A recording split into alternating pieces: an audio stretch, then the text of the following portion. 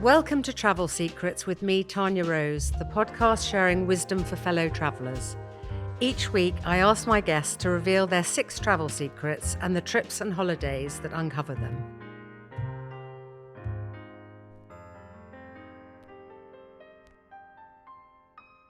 Today, my guest is my lovely friend, the swimwear and beach supremo, Melissa Odabash.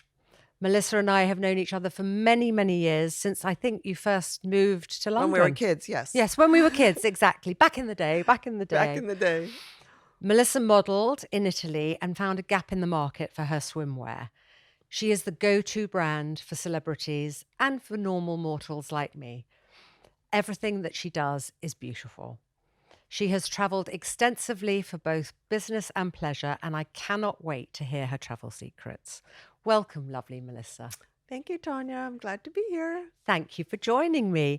Before we go into your travel secrets, perhaps you can tell us a little bit about yourself and how travel has impacted the person that you've become. Well, first I was a model when I was like 18, 19. So right there alone, I was traveling everywhere, traveling to China to model, all over Europe. So I got inspired from everywhere I go. So I've been traveling for years. I love it. I love traveling. And I have this new thing now with my team because I've traveled so much in my life, and I literally have done like 50 trips just since April because of work and other things. I now don't let my team show me where we're going because I like surprises now. No. When you're so used to traveling, I never look at the hotel we're going to beforehand. They know what I like, especially when it's shoots. They know what I'm looking for. So I need surprise. So I don't look where I'm going anymore. How wonderful. So you're surprised and delighted wherever you go. Most of the time, yeah. 95% of the time, I'm like completely overwhelmed by it. How wonderful. And you grew up in New Jersey? I grew up in New Jersey. So when did you come first over to Europe? I moved to Paris. I was scouted in my backyard when I was 18. Really? Yeah, there happened to be a French woman from Paris visiting a college friend who happened to be my neighbor. And I was swimming in the backyard, and she was like, "Who's that skinny girl swimming in that backyard of yours?" So she was like, "Melissa, come here." So I came into my bikini, soaking wet, thinking she was going to ask me for a towel or something, or if I needed a towel. And the woman's like, "Would you like to go to Paris and be a model?" So I crossed the lawn, crossed over to my house, and I went inside. I said to my parents, "There's a lady." Now, you got to remember, I'm in like provincial New Jersey.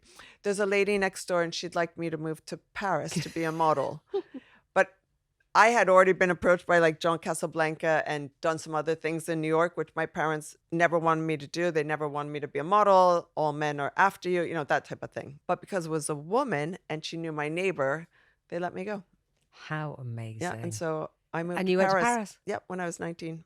How fantastic. It was amazing. And then from Paris, you went to Rome? Then from Paris, I moved to Milan. And then from Milan, I moved to Rome.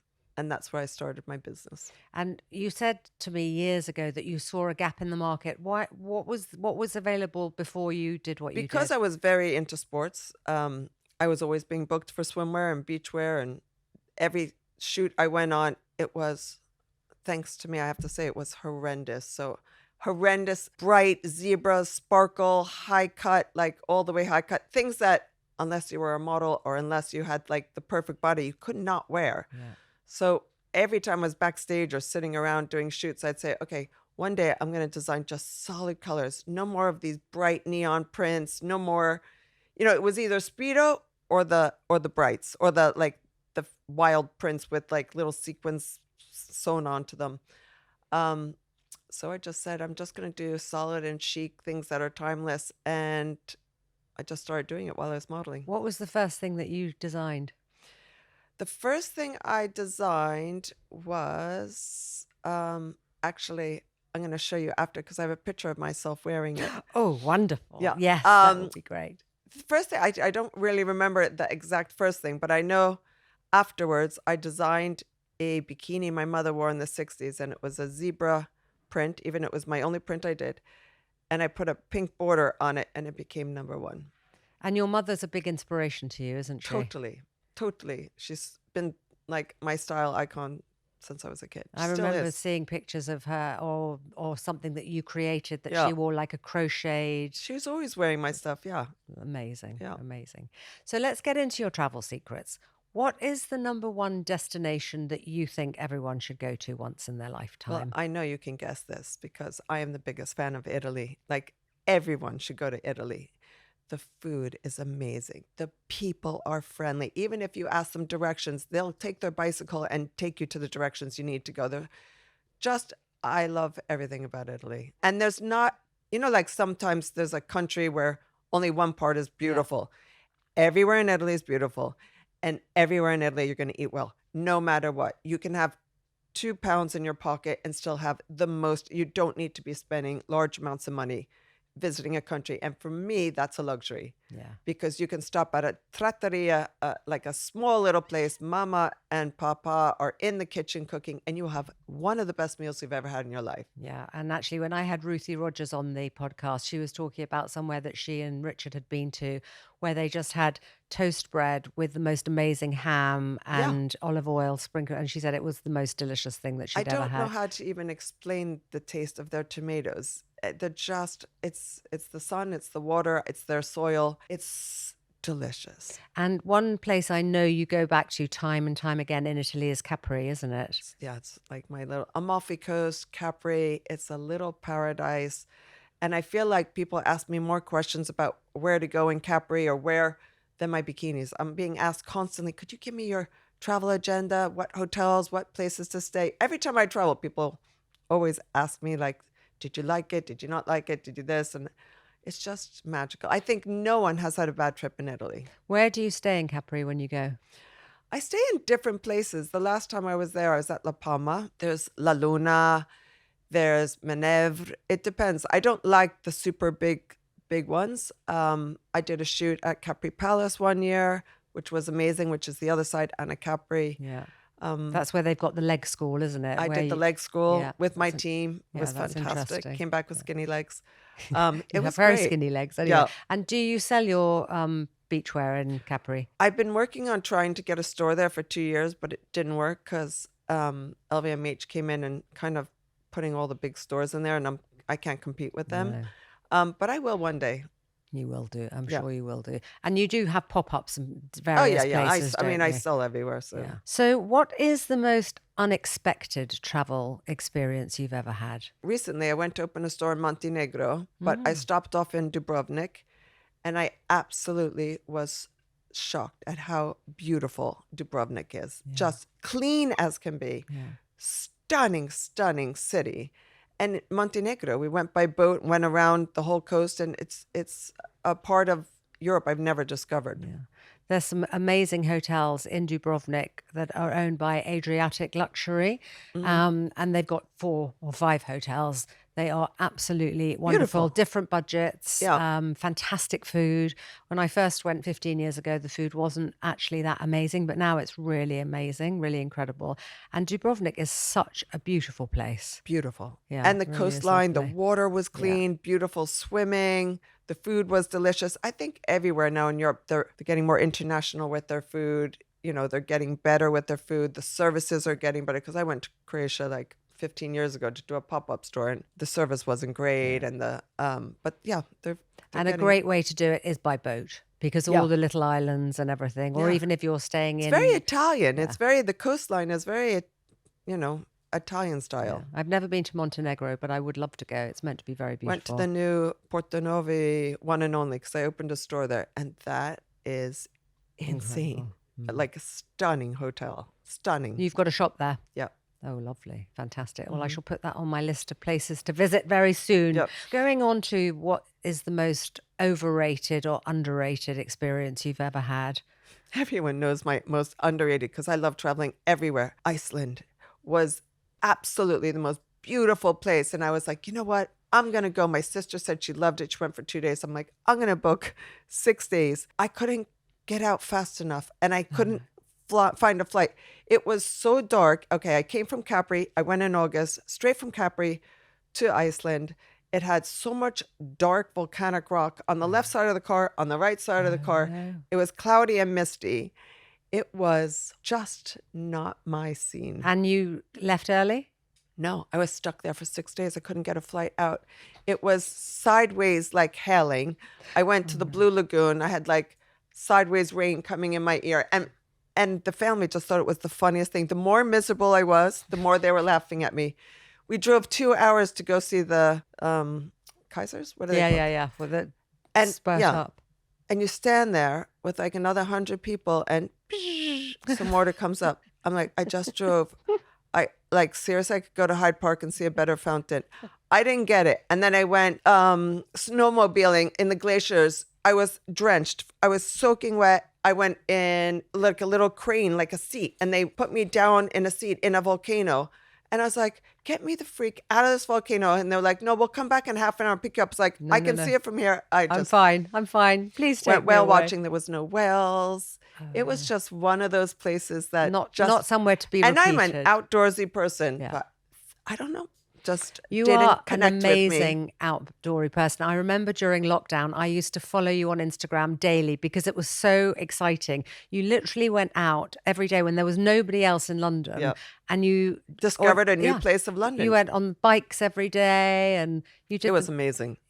Because when you work so much, you don't really go out of your zone. You're used to, staying in, your local places. So then I thought, oh, I have nothing to do for the first time in 20 years. So I got on my bike, and then my followers are from all over the world, and they kept saying, would you show us Chelsea? It just became like this game because a lot of countries weren't even allowed out of their houses. Yeah, absolutely. And then, my daughter was supposed to go to this college. Would you show us what it looks like? So I get on Did my you? bike and show them what their daughter's college looked like. So when you were discovering London, where did you go that you hadn't been before that you loved? I think it was like Hempstead, all the way up. There's like a private zoo in a park. Amazing. There's just so many hidden places in London that I just, oh no, I know what was really cool. It looks like it looks like sci-fi 1960s Barbican.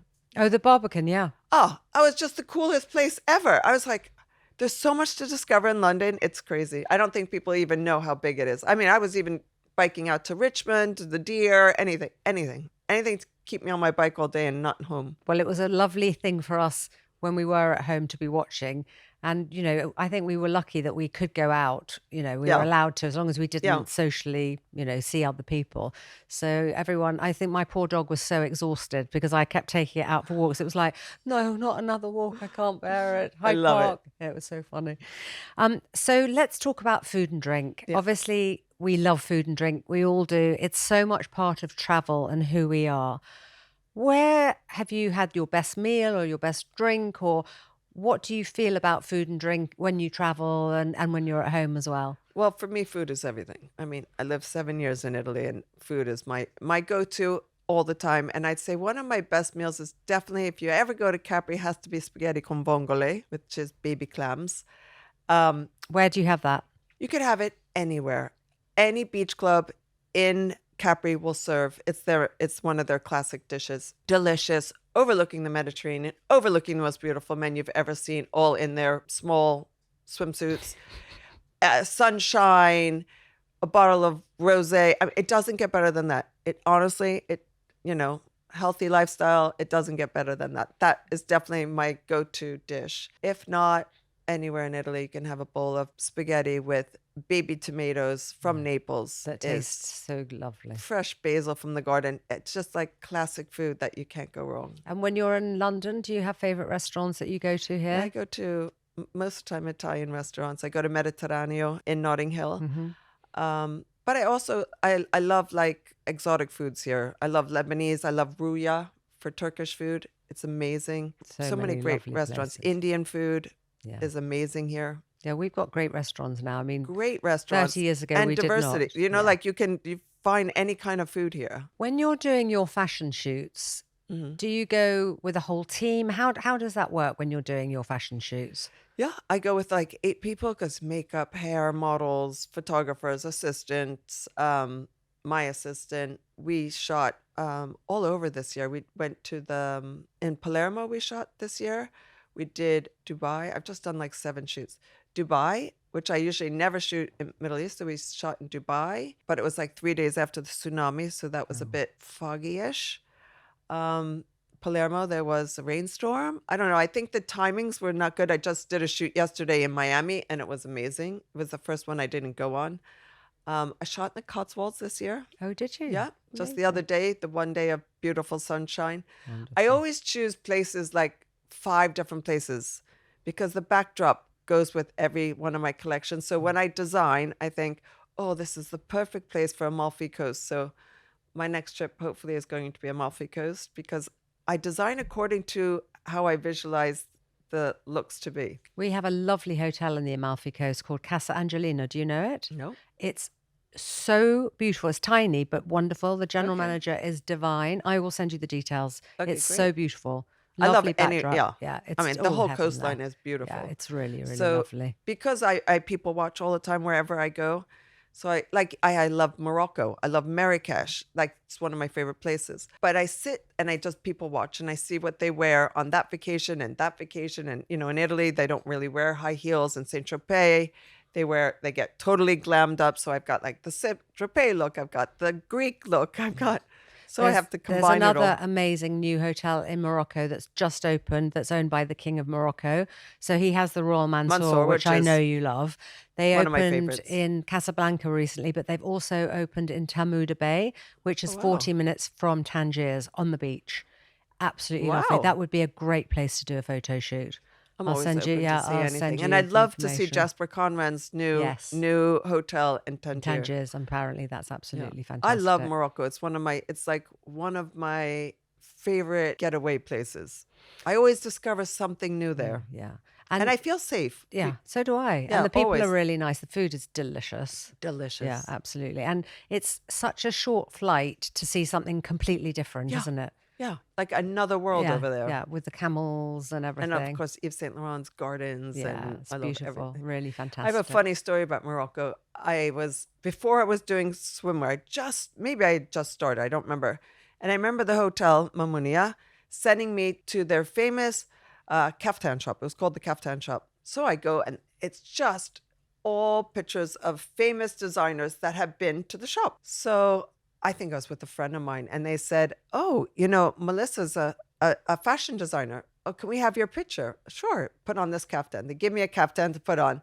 They take my picture and they frame it and they put me on the wall next to Valentino. And I think it was like Mick Jagger. I don't remember, on the right side. Years and years later, my ex-boyfriend's sister is like, I can't believe this. I'm in the middle of a souk. I look up and there's your picture. And she sends me the picture. About 4 years ago, I go back to the kaftan store and I go in the shop and I don't see my picture. And I said, once you took my picture and put it on the wall. I said, I was a little bit not so blonde then. I said, maybe you don't recognize me, but there was a picture. He goes, no, ma'am, no, ma'am, no, ma'am. We've just redone the store. He goes running down to the basement and brings me up the picture. We haven't rehung our pictures yet. They still have my picture. Oh, how So it lovely. was meant to be. I was meant to be a designer. You were For meant to sure. be a In a designer. kaftan shop in Morocco Absolutely. 25 years ago. Oh. And was the kaftan you were wearing as nice as your kaftans? It was Moroccan style. It was like green velvet. Okay, so it was So, very different from what yeah. you actually design. One of the places I know you go to as well is Florida. Is that home now? It's not home. London's my home. London's my favorite place in the world. But I have a house in Florida where my mother's also, so I can see family. And it's where I just love. Do all my sports, stay outside all day, rollerblade at night. Do you? Oh yeah. I'm on a bicycle getting my fresh juices in the morning. It's like a reboot for me. I love it. Where in Florida do you go? It's called Jupiter. It's next to Palm Beach. Because lots of my friends are now moving to Florida, actually. People I who've think been, half of America in COVID moved there. people who've lived in New York. No all state moved- tax. Yeah, I think so. Exactly. Yeah. So what is your top insider travel secret or top travel tip? Oh, well, I have a tip. Always keep one bikini in your hand luggage in case they lose your bag. So you can still go to the beach and enjoy your day while you're waiting for your luggage. And another travel tip, well, I now have learned to roll my clothes, which I never did. I used to lay everything flat. Sometimes, well, I alternate. Depends how much a rush I am. So I usually roll. But the trick is you have to get a really light suitcase. I always pack a spare roll-on suitcase, Right. not like a bag, Yeah. because I love shopping. Buying. I love shopping, not in London, but I love shopping when I'm traveling. And then you can always use that as your extra carry-on bag. So always take a spare bikini. Always take a spare. A in bikini your- goes always in your hand luggage, one. and a beach cover up. And then, because, a lot of times they lose your luggage and you don't want to sit on a beach in your plain clothes. And unless there's a lovely Melissa Odabash shop Yeah, when you unless get there. and then you have to buy one, which would be even better. You've got an amazing shop at Forte Village. Your Forte Village shop is fantastic. That's where I bumped into you. Yes, it is. We were there on holiday with our kids, who are now friends, which is lovely. So what is the most poignant travel experience that you have had, or one of them? Because I'm sure you've had many on your travels. I think like every trip, there's always one. Her Royal Highness from Morocco came over and they turned Harrods, one of the floors, third floor, all into a souk, like it was like Marrakech. And they chose different people in different fields to work with Her Royal Highness's favorite artisans from Morocco to do collabs. So I was chosen to work with her favorite kaftan makers. And Jamie Oliver did her favorite food. So all of us flew over there. It was an amazing experience because they showed us, things that you would never see. And I think it was 3 designers I worked with. And I went into their fashion houses, their showrooms, and we chose different patterns. It was half Moroccan, half my style, my fits, their techniques. It was really fun, really different experience. And then they did a big event in Harrods with all our collaborations. It was really a very cool experience, and they were lovely people. Like the royals, they were super, super nice and that is fun to work with. An amazing thing, and I bet you have seen things that nobody else has seen. And that's when I discovered the Royal Mansour, and I thought it was the Amman, and I stopped the car and I was like, this hotel, I think it's the Amman, let's just go in.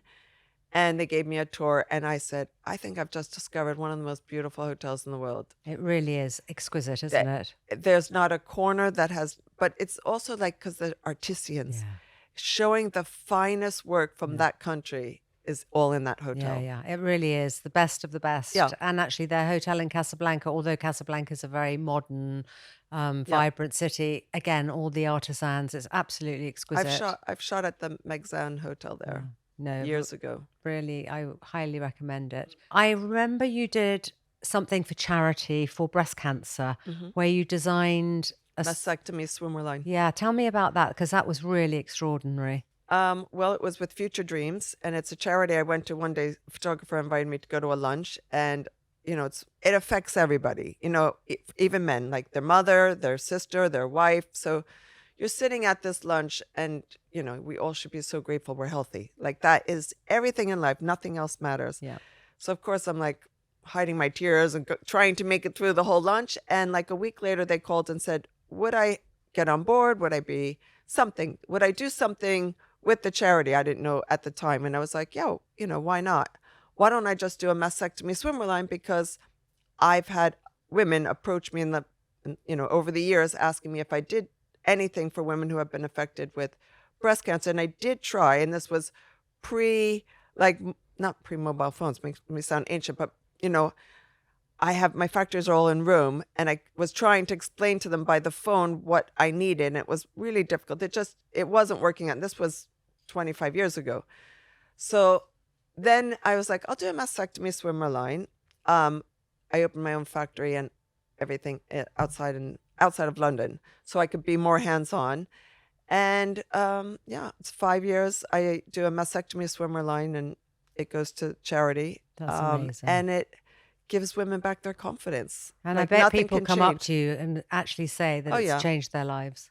The oncologist said to me, the second question they ask after they find out is, will I be able to go on holiday? Will anyone notice the difference when I'm with my family on holiday? Really? So I know it sounds like a superficial thing because it's materialistic swimwear, but at the same time, we all want to look good. We all want to enjoy ourselves on our holiday. So a lot of women were very grateful well done. and nice. That's amazing. And the money goes to help the charity. Yeah, fantastic. And the charity helps for post-surgery. Fantastic. So I asked you to bring a photograph which sums up travel to you. Can you show us the photograph and just tell us a little bit about it? You see it? I absolutely love that photograph. Okay, so this is my first swimsuit I ever designed. Really? I was in Rome and I was with a friend. I was like, and we were driving in the car and I said, I need to take a picture of it. How am I going to sell it without taking a picture of the swimsuit? So I get dressed in the car in this swimsuit, and I see these men in Borghese Garden, these old Italian men playing petanque. So I get out of the car. I have like a coat on top of my swimsuit, and I ask them if I can pose in front of them in my, while they're playing. So great. And they were more than grateful, and they said, "Yes, of course you can." I mean, for me, it's one of the best photos in my collection, and wonderful. It's memorable because that swimsuit sold really well, and it was my first design I ever did. It's just brilliant, and I bet you made their I mean, look at them; they're like 80 and up, and the nicest. We laughed like crazy. I mean, I don't have the full picture. This is all I have left, but there was like 20 of them. I bet they and their faces alone. If I had videos back then, it was fantastic. I was like, okay, let me play petanque with you guys in my swimsuit. It's a fantastic photo, and it really does sum up your whole travel journey and your whole career. It all started there. It's just fantastic. So before we go, what's next? Where are you going next, and what's next for you? My next trip is Amalfi Coast to do a shoot. Actually, that's not true. I'm going to Paris Fashion Week on Saturday. I forgot. And then I go to Canary Islands Fashion Week. Oh, yeah. The following week. And then hopefully I do a shoot in Amalfi Coast after that. So as busy as always, jet setting around the world, showing us your beautiful, beautiful collections. Thank you, Melissa, Tanya. Thank you so much for coming. It's been a joy and delight. Thank you. Thank you for having me.